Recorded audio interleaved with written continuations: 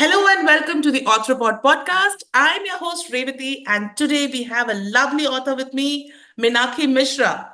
Minakhi Mishra is a storyteller at heart who feels life's too short for bland tales and ice cream lit diets. Deep into the corporate world as an editor and brand marketer, she finally listened to her inner voice to release restless creative energy within. As they say, it is never too late. In the constant quest for inner engineering, she feels degrees and professional achievements don't define a person. A triple master in sociology, advertising, and market research and marketing, Minaki has authored numerous articles that have garnered recognition in multiple publications. Her contributions have earned her the prestigious title of First Brand Ambassador of Times of India in the NRI section. You will also find her inked adventures in College Times, Gulf News, Art Mags, etc.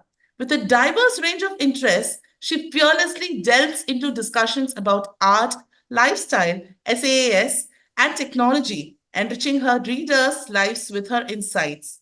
Beyond her professional achievements, she loves taking frequent detours to visit her passion for writing, art, and travel. She's an avid blogger, sharing her creative endeavors on her website, Buzzing Tales, her creative cocoon, which buzzes with musings on art, writing, and her globe-trotting escapades. Through this digital window, she invites readers into the vivid tapestry of her escapades in the realms of writing and art. Hello and welcome to the podcast, Minaki. Hey, hi, how are you? I'm doing good. Thank you very much. And thank you very much for gracing our podcast today. You're most welcome, my pleasure. Beautiful. So let's begin with a small introduction of yourself, Minaki. Sure, I think you have said everything that needed to be said and more. So what I can add to is that I'm an eternal dreamer and explorer. I'm a very happily married mom of two wonderful kids Hmm. who've grown up to be amazing individuals. So that is the only thing which was missing in the introduction. Beautiful, beautiful, beautiful. So I'm glad that you added these because being a mom in today's world and juggling all these lovely things, wow, that's a lot to discuss. And yes, I must also say that's a beautiful and sparkling profile of yours. Thank you so much. All right. Yeah. So when did you realize that you wanted to be an author? Well, I can't really put a finger what time I realized that I wanted to become an author. I would say I had always got this creative energy in me. I always wanted to be a creator per Hmm. se and express my imaginations, my emotions, everything in some way, whether it was through words or through colors and paintings. Hmm. So, yes, I wanted to be a creator, and probably it was there in me from the beginning. Hmm. Uh, that's what I can say about it. All right. So, uh, to put it more clearly, I would like to know that what incident or you were having this thing in you that you wanted to be a creator, you wanted to put in your thoughts out there. But was there Huh. an incident or were there a series of any kind of incidents or an inspiration or any person who garnered you into this? There was no such incidents, but I guess I belong to a family which was very creative, Hmm. and having such amazing creative talents and energy besides me, probably that inspired me. And I had grown up in a very free, not restrictive kind of an environment Hmm. where art and culture was always given prominence also. Hmm. My mom, I would say, is a great inspiration for me. Like, I belong to Orissa, Mm-hmm. so she does Pattachitra painting, which is very typical Yes. of Orissa. Yes. And nobody has taught her that. Mm-hmm. So she does it on her own because she loves to do creative. She keeps on doing a lot of things, Hmm. be it gardening, be it art, and she loves to sing. So Hmm. probably yes, all of that. And my grandfather was an editor of a newspaper. Hmm. So all of that probably having as my family background inspired me. Right. Beautiful. Beautiful. Right. So, Meenakshi, what's your favorite genre? Would you want to stick to contemporary writing alone, or would you want to explore the world beyond? I'll answer the first question first. Hmm. Yes. Um, my favorite genre, if I say, I don't have a particular favorite genre. I love to read eclectic kind of books. Hmm. Be it uh, Chitra Devakarani's book, which really brought tears to my eyes, Hmm. or be it crime thrillers like John Grisham's. Hmm. Uh, and right now I am also trying to read a lot of non-fiction books.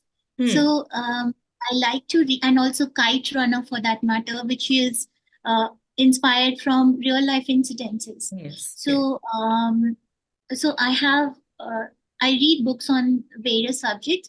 Hmm. So there is no one favorite genre, but I love the way John Grisham writes, Hmm. or Agatha Christie, as in how they solve mysteries. How they write about crime thrillers. That is very inspiring. I also love Amish's book, which is Hmm. mythological. Right. So I can't really choose one particular genre. Hmm. But that said, what is contemporary writing?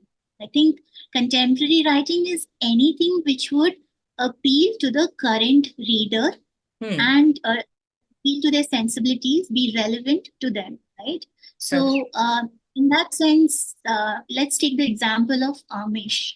hmm. Uh, he writes on he writes the subject is mythological stories, but Yes. the way he portrays and writes it is Hmm. very contemporary. Like he gives very scientific reasonings and all of that, Hmm. uh, and I buy it. Right. Right. So I feel I will stick to contemporary writing, Hmm. uh, but my subjects may differ and evolve over time Hmm. as I grow as an author. Beautiful, beautiful. Because now people are much more aware, things are out there, and they quite need a reason for each and everything, and that they're reading or learning are coming to know about. So you're Hmm. telling me that Amish gives you the reason, the proof that any reader would require, because there is some knowledge around there already. So yes, that's Correct. So, beautiful. Yeah. yeah, so I won't say proof as such, Hmm. but his articles appeal to, I mean, his writings, his stories appeal to you because they don't appear just like stories, right? Yes. Hmm. They appear rational. There's some rational in those stories, and yeah, they are just not told like grandma stories where it is just told to you, listen, and you Yes. Yes. believe everything as a Yes. kid. True. So as you grow up, the rational and logic takes over, right? Hmm. So I think mythology with some logic and rational is always which is something which will appeal to your not just sentiment but also to your rational. True, true, true, true. All right. So moving forward, the rave reviews on your recent book have been really inspiring. Also, you've been on the bestsellers chart for quite some time on Amazon. Claps for that. So, have you already started working on your new book of poetry? Unfortunately, there is no poetry coming up.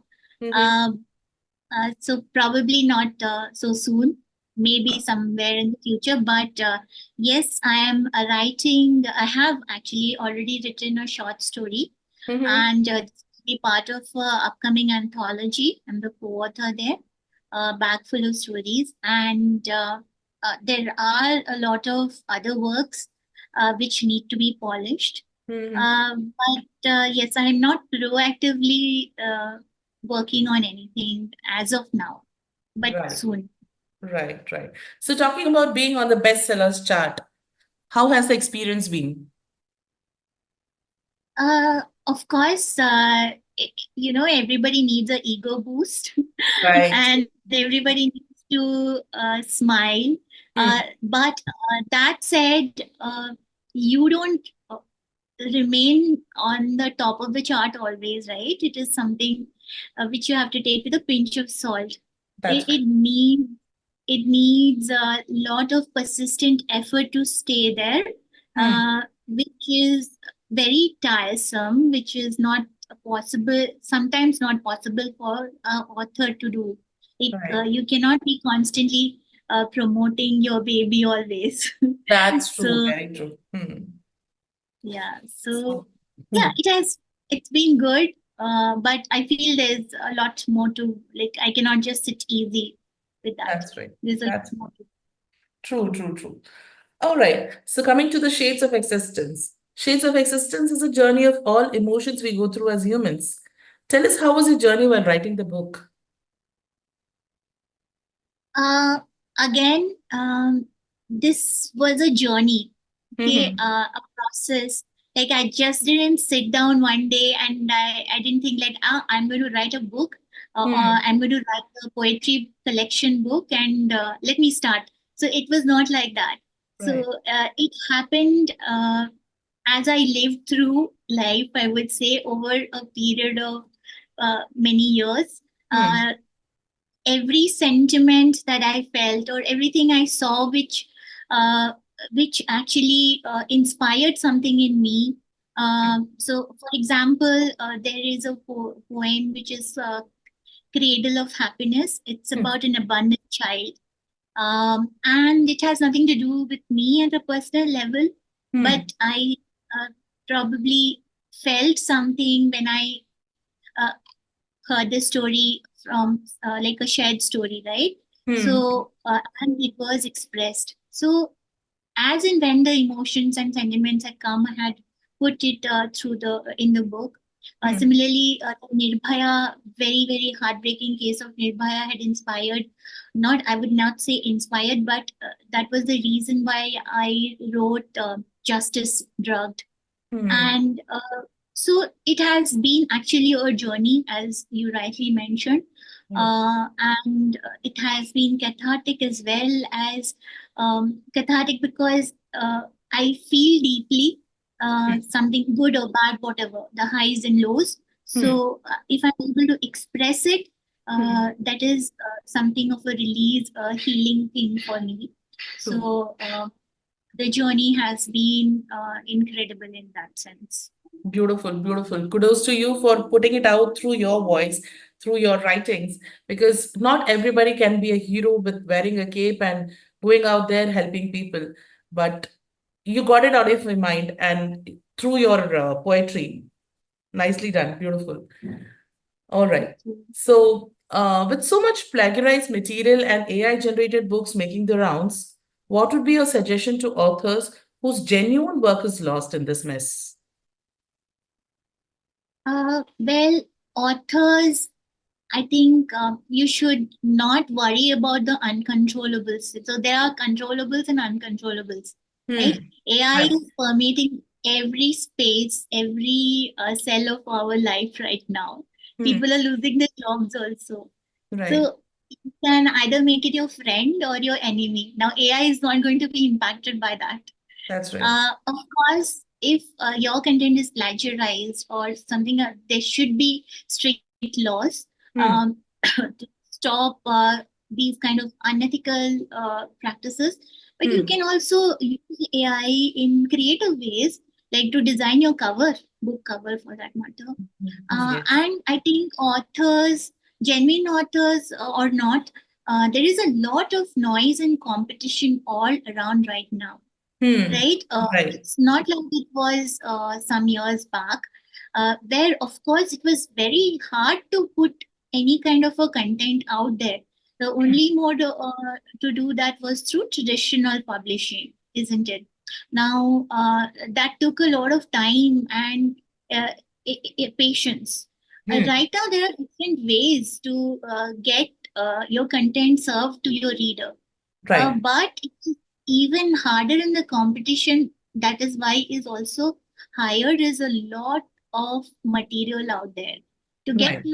noticed, you have to promote it, market it well, and it needs your blood, sweat, and sometimes money also, unfortunately. Yes. So if you can do it, fine, go ahead, do it. Hmm. But that said, I don't think anybody should be disheartened. There are many ways to do it. Be Hmm. patient and enjoy the process of writing.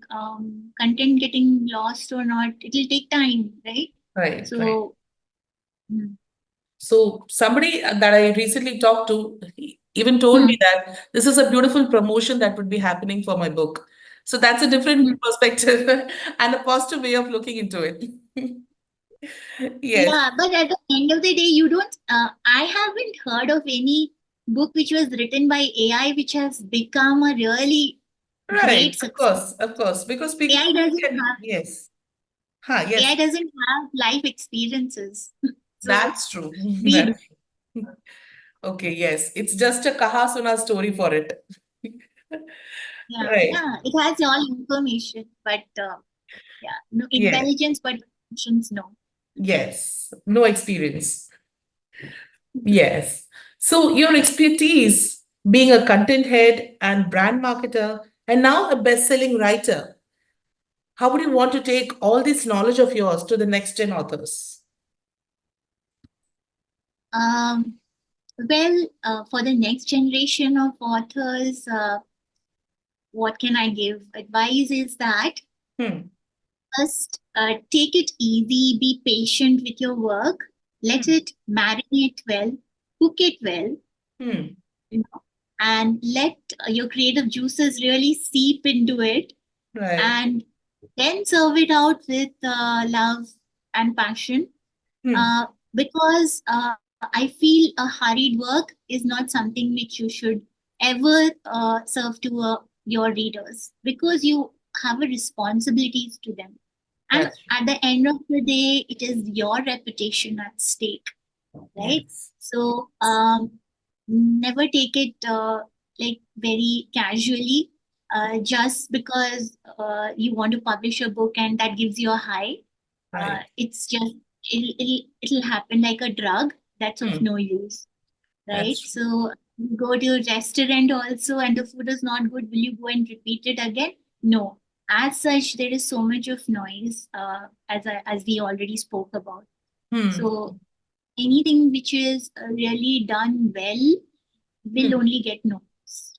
That's So true. that's So, as they say, like it's okay, like people who hurry into things and they mess up, the crowd, mm, they forget, of course, it's a topic for a week and but people tend to forget, but then mm, remember it. So whenever you come back, mm. people tend to remember things. So it's not okay to mess up anymore, right? So even Yeah, if you're there for a week or so, stand mm, strong. yeah. Hmm. So, and bad reviews can really ruin you. Like if there are bad reviews on Amazon, then Yes. you're gone. That's So, totally good. Yes. That's true. That's true. Yes. So, yes. So, I guess with that question and that answer, we have come to the end of the interview. So, Minaki, we wish you all the future ventures of yours, all the future writings of yours. May they bloom and they flourish and they grow by leaps and bounds. All the very best from the Arthropod team. Thank you very much thank for you so being much. there today. It was wonderful speaking with you. Thank you. Thank you very much, Minaki, for being here today. My pleasure.